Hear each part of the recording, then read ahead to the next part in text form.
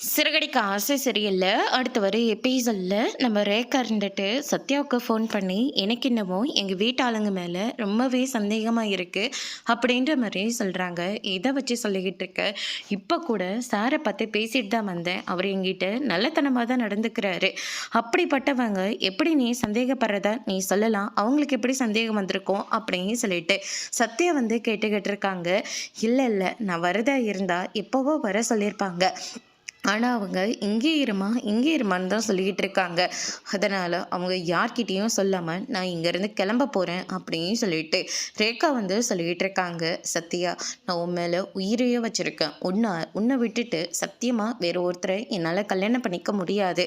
அதனால எக்காரணத்தை கொண்டும் நீ என்னை விட்டுறக்கூடாது சத்யா." அப்படின்னு சொல்லிட்டு ரேகா வந்து சொல்லிக்கிட்டு இருக்காங்க. அதுக்கு அடுத்ததான் இந்த சைடு கோர்ட்ல இருந்து மறுபடியும் நோட்டீஸ் வந்ததுனால எல்லாரும் சேர்ந்து என்ன பண்ணுறதுன்னு தெரியாமல் ரொம்பவே வருத்தத்தோடு இருக்காங்க.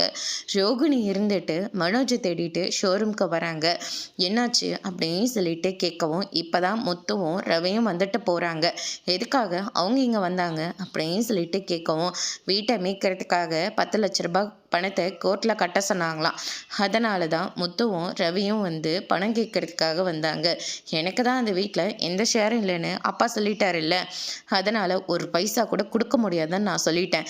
"என்ன மனோஜ் நீ இப்படி இருக்க?